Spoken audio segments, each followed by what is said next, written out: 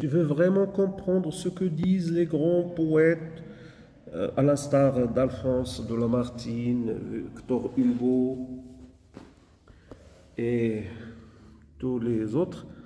Donc tu dois commencer par les mythes grecs, c'est la base. Sans ça, tu passes à côté du vrai sens. Il y a beaucoup de sens latents qui se dissimulent entre les lignes. Prenons l'exemple de ces vers.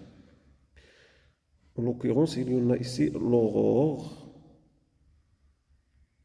implore, l'aurore, donc c'est rime féminine, suffisante bien évidemment, et aussi rosée, et aussi par exemple rosée. Quel rapport y a-t-il entre ces trois mots? Alors, pour parler de ça, moi personnellement, je lis Lamartine, mais je ne capte pas tout, normal, parce que les mythes grecs sont la clé. Donc tu veux lire entre les lignes. Alors on doit apprendre à décoder la base, c'est la mythologie. Donc revenons à nos moutons, comme on dit. Quelle est la relation entre la rosée du matin et les mythes antiques grecs? Tu penses que la rosée, c'est juste de l'eau sur les feuilles au petit matin? Non, malheureusement. Erreur monumentale.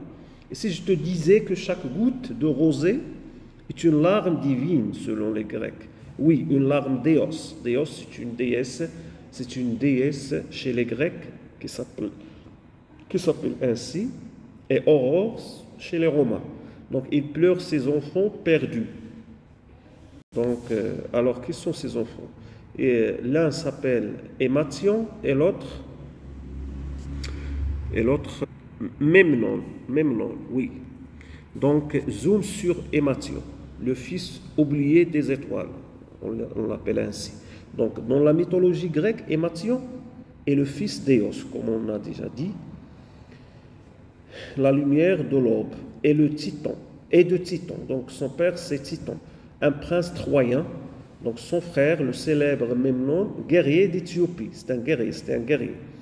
Mais Émathion, c'est un roi guerrier, un gardien, parfois d'Arabie, parfois d'Égypte. La mythologie, c'est comme Netflix, plusieurs versions.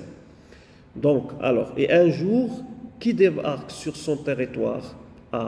Devinez qui débarque? C'est Héraclès. Ah bah oui, Héraclès. Le gars en monte, je veux les pommes d'or des Hespérides. Les Hespérides sont connus, les 12 travaux d'Héraclès.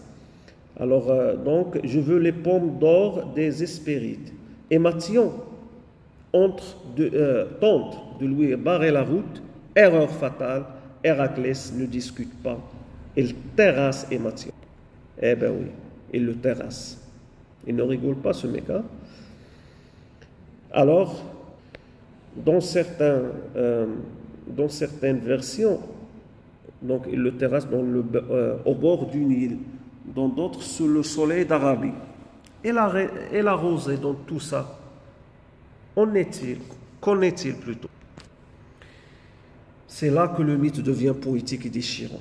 Éos plutôt, leur mère, déesse de l'aurore comme on a dit, pleure la mort de ses deux fils, Memnon et Émathion. Ces pleurs ne s'arrêtent jamais. Donc, et chaque matin, ce que tu crois être de simples gouttelettes, de simples perles d'eau sur l'herbe, ce sont ces larmes condensées par la lumière, tombées du ciel, appelées rosée. Donc là, voilà d'où vient la rosée.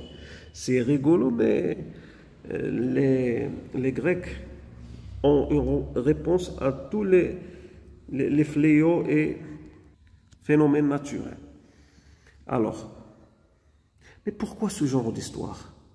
C'est parce que les mythes ne sont jamais gratuits, comme je vous ai déjà dit. Ils répondent aux grandes questions anthropologiques qui sont nous, pourquoi souffrir, et ainsi de suite. Et aux questions ontologiques aussi. Alors, donc, les anciens voyaient dans chaque phénomène naturel une trace des dieux, une histoire, un sens. Et si nous aussi, donc, et nous aussi, on va tirer profit de ces mythes pour comprendre notre poème Le Soir, qui est intitulé Le Soir. Alors, qu'est-ce qu'on a dit? Donc la rosée, comme la nocturne rosée, rosée ici est encore une allusion au mythe d'Aurore, qui aurait tant pleuré la mort de son fils, Émathion, comme on a vu qu'elle aurait produit la rosée du matin. Donc dans ce cas-là, la rosée cristallise la tristesse et la mélancolie du poète et participe au lyrisme lamartinien qui s'exprime à travers les éléments naturels comme à l'accoutumée chez Alphonse de Lamartine.